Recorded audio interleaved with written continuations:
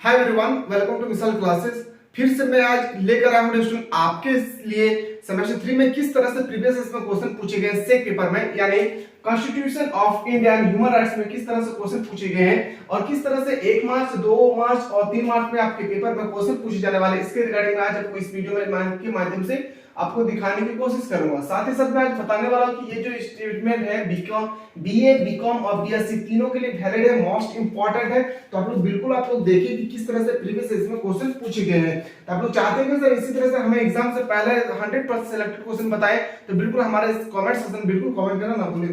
तो चलिए एक एक क्वेश्चन को हम लोग ध्यान पूर्वक स्टडी करेंगे। जो भी क्वेश्चन मैं बताऊंगा आपको बेहतरीन तरीके से समझने की कोशिश करें। ये जो क्वेश्चन मैं करवा रहा हूँ ये 2020 से 2023 के जो सीजन है यानी 2022 में जो एग्जाम हुआ है इसके बारे में आज मैं आपको बताने वाला हूँ। सबसे पहले सही प्रश्न एक उत्तर एक अंक के होंगे और 40 प्रश्न आपके पास पूछे गए थे। कौन कौन से क्वेश्चन पूछे गए थे कॉन्स्टिट्यूशन ऑफ ह्यूमन राइट्स से, तो एक एक क्वेश्चन को ध्यानपूर्वक देखें।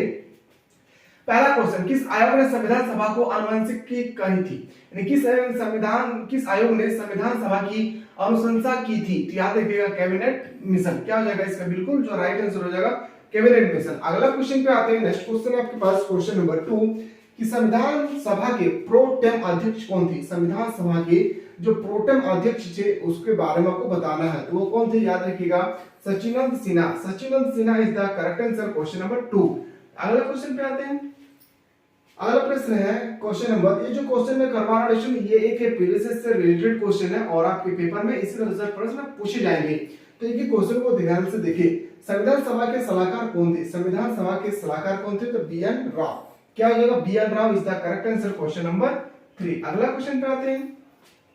अगला प्रश्न पूछा गया था संविधान सभा में प्रारूप समिति का अध्यक्ष कौन थे? तो प्रारूप समिति का अध्यक्ष भीमराव अंबेडकर। कौन थे? प्रारूप समिति का अध्यक्ष भीमराव अंबेडकर। अगला क्वेश्चन पे आते हैं। नेक्स्ट क्वेश्चन है क्वेश्चन नंबर 5, निम्नलिखित में से कौन संविधान सभा के सदस्य नहीं थे? इस क्वेश्चन का जो है स्टूडेंट आपको कमेंट सेक्शन में बताना है कि संविधान सभा का सलाहकार कौन नहीं थे। कृष्ण वल्लभ सहाय, जय सिंह पायमुंडा या महात्मा गांधी, या इनमें से कोई नहीं। आपको आंसर बताना है कि इसका आंसर बिल्कुल राइट आंसर होगा, जो वो कमेंट सेक्शन में आपको बताना है। अगला प्रश्न आते हैं क्वेश्चन नंबर 6 में, कौन सा देश संसदीय प्रणाली के लिए जननी माना जाता है? यानी किस देश के संविधान से हमारे देश में संसदीय प्रणाली की व्यवस्था ली गई है? तो ब्रिटेन से। याद रखिए कहां से ली गई? ब्रिटेन। अमेरिका से क्या लिया गया है? मौलिक अधिकार। मौलिक अधिकार याद रखिए, मोस्ट इंपोर्टेंट एडिशन। अगला क्वेश्चन पे आते हैं। नेक्स्ट क्वेश्चन है, अगला क्वेश्चन है क्वेश्चन नंबर 7। क्वेश्चन है कि निम्नलिखित में से कौन भारतीय संसद का अभिन्न अंग है? इसमें आपको बताना है कि भारतीय संविधान कौन कौन सा अंग है। तो संविधान का 3 अंग होता है। एक होता है Lok Sabha plus Rajya Sabha plus president, यानी होता है क्या? राष्ट्रपति, लोकसभा, राज्यसभा। तो इनमें से जो है नेशनल इसका बिल्कुल सही होगा सर्वोच्च न्यायालय। Option number D is the right answer हो जाएगा। अगला क्वेश्चन पे आते हैं। नेक्स्ट क्वेश्चन है क्वेश्चन नंबर 8, राज्यसभा में राष्ट्रपति द्वारा कितने सदस्यों को मनोनीत करते हैं? लोकसभा में अगर पूछा जाए, लोकसभा में याद रखिएगा लोकसभा में 2 सदस्यों को मनोनीत करते हैं। तो आपसे पूछा गया है राज्यसभा के बारे में, तो राज्यसभा के लिए हो जाएगा आपका बिल्कुल सही उत्तर हो जाएगा B. Option number is the correct answer, question number 8। Next question पे मूव करते हैं। अगला क्वेश्चन है भारत में राज्य अध्यक्ष कौन होता है? यानी भारत में जो है राज्य का जो अध्यक्ष है वो हेड कौन होता है? याद रखिएगा कौन होता है? राष्ट्रपति। राष्ट्रपति जो है भारत में जितना भी स्टेट है सब स्टेट के क्या होता है? याद रखेंगे हेड होता है। क्या होता है? हेड। मोस्ट इंपोर्टेंट क्वेश्चन है और आपके पेपर में हूबहू इसी तरह से क्वेश्चन पूछे जाने वाले हैं। क्वेश्चन है संविधान का कौन सा अनुच्छेद घोषित करता है कि इंडिया अर्थात भारत राज्यों का संघ है? कौन सा अनुच्छेद बताता है कि भारत जो है राज्यों का संघ है? तो article number 1। Article number 1 is the correct answer. So guys video को ज्यादा से ज्यादा स्टूडेंट तक आप लोग शेयर करें जो 2000 अभी जो एग्जाम दे रहे हैं 2023 में उसके लिए मोस्ट इंपोर्टेंट हो। मैं उम्मीद करता हूं कि आप लोगों के लिए मैं जब इतना मेहनत कर रहा हूं तो आप लोग मेरा एक काम जरूर करें, उन बंदों तक इस वीडियो को सेंड करें जो अभी जस्ट एग्जाम देने के लिए प्रिपेयर कर रहे हैं, ताकि उन्हें भी पता चले कि किस तरह से क्वेश्चन आपके हमारे एग्जाम में आने वाले हैं। क्वेश्चन है किसने कहा कि भारतीय संघ अर्थव्यवस्था संघात्मक है? तो केसी वाहियार। इन ऑप्शन नंबर जो बिल्कुल सही उत्तर होगा ऑप्शन नंबर बी। मूव करते हैं अगला क्वेश्चन पे। अगला क्वेश्चन आपके सामने क्वेश्चन नंबर 12, भारत गणतंत्र कब हुआ था? भारत गणतंत्र हुआ था 26 जनवरी 1950। Option number A is the right answer हो जाएगा। अगला प्रश्न पे आते हैं, जवाहरलाल नेहरू द्वारा संविधान सभा में उद्देश्य प्रस्ताव कब प्रस्तुत किया गया था? याद रखिएगा, इस क्वेश्चन का आपको जो आंसर है डिस्क्रिप्शन कमेंट सेक्शन में बताना है। मैं उम्मीद करता हूं कि हर एक बंदा इसका सही उत्तर बताएंगे कि जवाहरलाल नेहरू द्वारा संविधान सभा में उद्देश्य प्रस्ताव कब प्रस्तुत किए गए। इसका आंसर आपको कमेंट सेक्शन में बताना है। अगला क्वेश्चन पे आते हैं, नेक्स्ट क्वेश्चन है क्वेश्चन नंबर 14, किस संविधान संशोधन अधिनियम द्वारा प्रस्ताव में धर्मनिरपेक्ष शब्द जोड़ा गया था? तो धर्मनिरपेक्ष शब्द जो जोड़ा गया था वह है 42वें संविधान संशोधन। 42वें संविधान संशोधन 1976 is the correct answer, option number याद रखिएगा B is the right answer हो जाएगा। अगला क्वेश्चन पे आते हैं, अगला क्वेश्चन है कि संविधान का कौन सा अनुच्छेद जीवन और स्वतंत्रता यानी जीवन और स्वतंत्रता के अधिकार की गारंटी देती है? तो जीवन और स्वतंत्रता की जो गारंटी देती है वह article number 21, article number 21 is the correct answer. यानी बताया गया कि जीवन और स्वतंत्रता की जो हमें जीने का अधिकार देती है, गारंटी देती है, क्या अनुच्छेद नंबर 21। अगला क्वेश्चन पे आते हैं, अगला प्रश्न आपके सामने क्वेश्चन नंबर 16 कहता है क्या कि निम्नलिखित में से कौन मौलिक अधिकार नहीं है? तो मौलिक अधिकार जो है वो संपत्ति का अधिकार जो है मौलिक अधिकार से हटा दिया गया है। संपत्ति के अधिकार से मौलिक अधिकार को हटा दिया गया है और इसे कहां पे रखा गया है? याद रखिएगा विधिक अधिकार में, विधि अधिकार में। ये भी आपको याद रखना है, मोस्ट इंपोर्टेंट है, आपसे क्वेश्चन इस तरह से बन सकता है। कोई ऐसा बंदा है जो आप चाहते हैं कि हमें एग्जाम में ऑब्जेक्टिव होगा या सब्जेक्ट का पूरा ए टू जेड हमारे एप्लीकेशन के माध्यम से सब कुछ बता के रखें। अगर कोई ऐसा कैंडिडेट है जो अभी तक नहीं देखे हमारे एप्लीकेशन के माध्यम, तो वीडियो के डिस्क्रिप्शन में हमारे ऐप का लिंक दिया हुआ, अच्छी तरह से प्ले स्टोर से डाउनलोड करके देख सकते हैं। क्वेश्चन नंबर 17, संविधान का कौन सा अनुच्छेद रोजगार के क्षेत्र में समान अवसर की गारंटी देती है? तो समान अवसर की गारंटी देती है article number 16, option number C is the right answer हो जाएगा।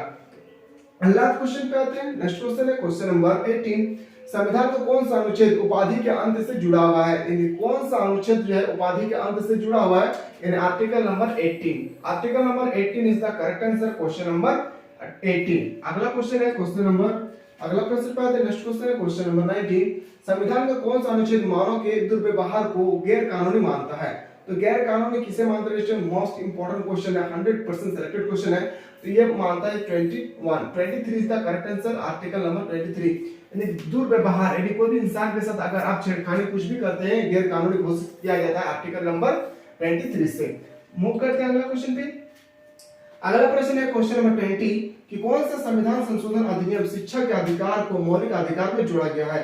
ये कौन सा संशोधन के तहत जो है संविधान संशोधन अधिनियम शिक्षा के अधिकार को मौलिक अधिकार में जोड़ा गया है?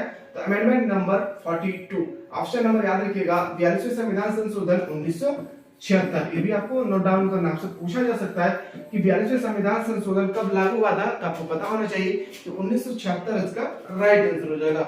मूव करते हैं अगला क्वेश्चन पे। आपके पेपर में डेस्टिनेशन हूबहू इसी तरह से क्वेश्चन आने वाले हैं, तो आप चाहते हैं कि सर हमें इसी तरह से क्वेश्चन करवाइए, तो हमारे वीडियो के माध्यम से हमारे एप्लीकेशन पे सब कुछ अवेलेबल है, अच्छी तरह से हमारे एप्लीकेशन के माध्यम से आप देख सकते हैं। क्वेश्चन है कि निम्नलिखित में से कौन संविधान का हृदय और आत्मा माना जाता है? संविधान को किसे हम लोग हृदय और आत्मा के रूप में जानते हैं? तो याद रखिएगा वो क्या हो जाएगा? संवैधानिक उपचारों का अधिकार, संवैधानिक उपचारों का अधिकार इज द करेक्ट आंसर होगा, ऑप्शन नंबर सी।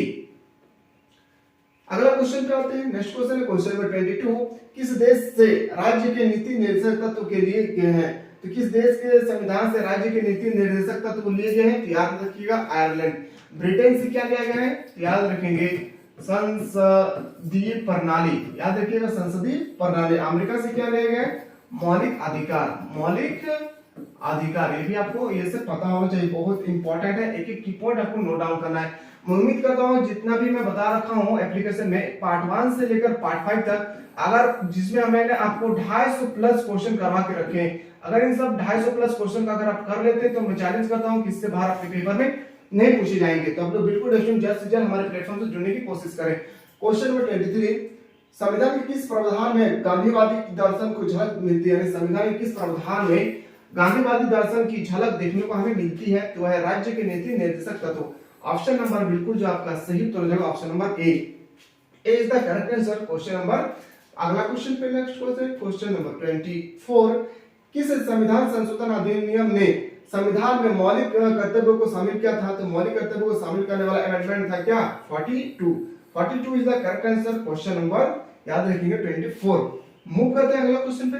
आपके पेपर में भी जस्ट हूबहू इसी तरह से क्वेश्चन पूछे जाएंगे। आप चाहते हैं कि सर हम लोगों को इसी तरह से प्रीवियस से रिलेटेड हर एक क्वेश्चन करवाइए, तो बिल्कुल दोस्तों हमारे प्लेटफॉर्म से जुड़े रहे। और साथ ही साथ आप चाहते हैं कि सर हमें सेमेस्टर 4 में बेहतरीन तरीके से तैयारी करना है, तो हमारे इस प्लेटफॉर्म पे बेहतरीन तरीके से दोस्तों तैयारी करवाई जाती है एकदम फ्री ऑफ कॉस्ट। तो आप बिल्कुल दोस्तों हमारे प्लेटफॉर्म से जुड़े रहे।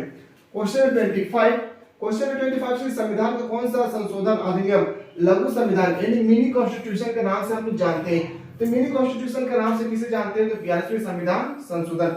42वें संविधान संशोधन is the correct answer. Question number 20 याद रखिए 25। मूव करते हैं अगला क्वेश्चन पे। अगला प्रश्न है 26। क्वेश्चन है कि भारत में राष्ट्रपति को पद पर एवं गोपनीयता का शपथ कौन दिलाता है? राष्ट्रपति को शपथ ग्रहण कौन दिलाता है? तो सर्वोच्च न्यायालय के मुख्य न्यायाधीश यानी सुप्रीम कोर्ट के मुख्य जज यानी चीफ जस्टिस। ऑप्शन नंबर आपका बिल्कुल जो राइट आंसर होगा ऑप्शन नंबर बी। अगला क्वेश्चन है क्वेश्चन नंबर 27 एडिशन संसद का संयुक्त अधिवेशन कौन बुलाता है? आपसे पांच छह क्वेश्चन पूछा जा सकता है। सबसे पहले संसद यानी पार्लियामेंट जो है भारत के संविधान में कितना में बताया गया है? तो याद रखिएगा मोस्ट इंपोर्टेंट है 79। कौन सा अनुच्छेद में यह बताया गया कि भारत में एक संसद होगा? तो 79। अगर आपसे पूछा जाए कि लोकसभा का किसमें बताया गया है? तो लोकसभा का आर्टिकल नंबर याद रखेंगे 81।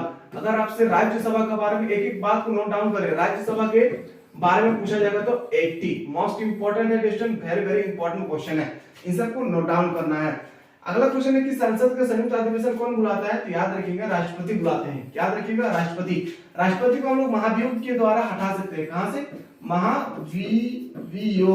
महाभियोग के द्वारा हटा सकते हैं। ये आर्टिकल नंबर 61 में बताया गया है, यह भी आपको नोट डाउन करना है। ये महाभियोग की प्रक्रिया किस देश के संविधान से लिया गया है? तो ये भी आपको याद रखना है, ये अमेरिका से लिया गया है। एक एक बात को आप अच्छी तरह से याद रखें, मोस्ट इंपोर्टेंट है। आप चाहते हैं कि सेमेस्टर 4 में हमें क्लास करना है तो आप लोग बिल्कुल हमारे प्लेटफॉर्म से जुड़े रहे। फ्री ऑफ कॉस्ट आप लोगों का क्लासेस होगी, जहां पे आप लोगों को 100% हर एक सब्जेक्ट के लिए कोर जितने भी आपको कोर पेपर है या जनरल पेपर है सबका फ्री ऑफ कॉस्ट हमारे प्लेटफॉर्म से जुड़े रहे। आप लोगों को मैं उम्मीद करता हूं कि और से बेहतर आप लोग कंटेंट प्रोवाइड करेंगे।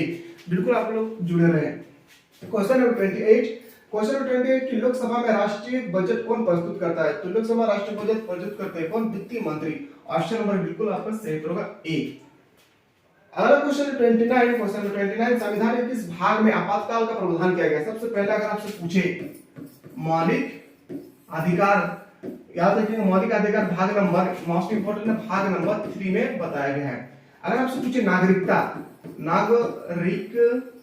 अगर नागरिकता के बारे में पूछा है तो भाग नंबर आप याद रखेंगे 2, ये भी आपको पता होना चाहिए।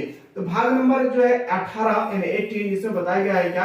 आपातकाल के बारे में। आपातकाल के बारे में कितना आर्टिकल बताया गया? 352 से लेकर 360 तक, ये भी आपको नोट डाउन करना है। दोनों मोस्ट इंपोर्टेंट क्वेश्चन है, एक एक बात को आपको ध्यानपूर्वक स्टडी करना है, ताकि मैं चाह रहा हूं कि आप लोग बेहतरीन तरीके से मार्क्स लाए।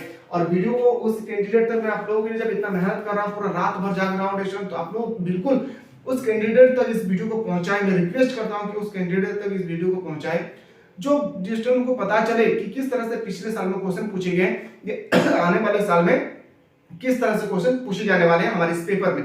तो बिल्कुल स्टूडेंट मैं उम्मीद कर रहा हूं कि आप लोग उस बंदा को जरूर शेयर करें जो अभी जस्ट एग्जाम देने के लिए तैयारी कर रहे हैं। अगला क्वेश्चन पे आते हैं कि आपके क्वेश्चन का अनुच्छेद 352 यानी अनुच्छेद 352 के अंतर्गत पहली बार आपातकाल की घोषणा कब हुई थी? तो पहली बार जो है आपातकाल की घोषणा हुई थी 1962 में। याद रखिए किसके बीच हुआ था? युद्ध। तो याद रखिएगा भारत और आपको याद रखना है भारत और चीन के बीच हुआ था। मोस्ट इंपोर्टेंट है 1962 में, ये भी आपको नोट डाउन करना। अगला क्वेश्चन पे आते हैं। नेक्स्ट क्वेश्चन है क्वेश्चन नंबर मोस्ट इंपोर्टेंट है क्वेश्चन नंबर इंग्लैंड के सम्राट द्वारा मैग्ना कार्टा कब स्वीकृत किया गया था? कब स्वीकार किया गया था? 1215 में। ऑप्शन नंबर बिल्कुल सही होगा ए। मूव करते हैं अगला क्वेश्चन पे। अगला क्वेश्चन है क्वेश्चन नंबर अगला क्वेश्चन है 32 कि मानवाधिकार को 3 जनरेशन में वर्गीकृत करने का सर्वप्रथम प्रस्ताव किसने दिया था? सर्वप्रथम प्रस्ताव जो दिए थे वो कार्ल वासाक। ऑप्शन नंबर जो बिल्कुल राइट आंसर हो जाएगा बी। आपके पेपर में बिल्कुल स्टूडेंट इसी तरह से क्वेश्चन पूछेंगे, बिल्कुल जुड़े रहे। मैं उम्मीद करता हूं उस कैंडिडेट तक इस वीडियो को पहुंचाएंगे जो अभी जस्ट एग्जाम देने के लिए प्रिपेयर कर रहे हैं। स्वतंत्रता, समानता तथा भ्रातृत्व का परिचित नारा किस क्रांति से जुड़ा हुआ है? तो फ्रांसीसी क्रांति से। किससे जुड़ा हुआ है? फ्रांसीसी क्रांति इसका करेक्ट आंसर हो जाएगा। अगला क्वेश्चन पे आते हैं क्वेश्चन नंबर 34 वर्गीकरण के अनुसार मानवाधिकार का प्रथम जनरेशन माना जाता है। तो प्रथम जनरेशन को हम लोग बोलते हैं कि ब्लू राइट्स। क्या हो जाता है? Blue rights. Option number B is the right answer हो जाएगा। मूव करते हैं अगला क्वेश्चन पे। अगला क्वेश्चन है क्वेश्चन नंबर 35, मानव अधिकार दिवस कब मनाया जाता है? आपसे पूछा गया है कि मानव अधिकार दिवस कब मनाया जाता है। 10 दिसंबर को हम लोग मनाते हैं मानव अधिकार दिवस। मैं उम्मीद करता हूं दोस्तों कि इस वीडियो को आप लोग उस कैंडिडेट तक शेयर करेंगे जो अभी जस्ट एग्जाम देने के लिए प्रिपेयर कर रहे हैं, और साथ ही साथ उस बंदा का इस वीडियो को सेंड करें जो थोड़ा सा भी कुछ पढ़े नहीं। मैं उम्मीद करता हूं कि अगर मेरा लेक्चर नंबर 1 से लेकर लेक्चर नंबर 5 तक देखे हैं तो बिल्कुल दोस्तों उसे एक भी पेपर में छूटने वाले नहीं है। कोई ऐसा बंदा है जो अभी तक नहीं देखे तो इस नंबर पर आप लोग व्हाट्सएप करेंगे, मैं लिंक भेज दूंगा, उस लिंक के माध्यम से आप अच्छी तरह से देख सकते हैं। 9122288860 इस नंबर पर आप लोग व्हाट्सएप करें।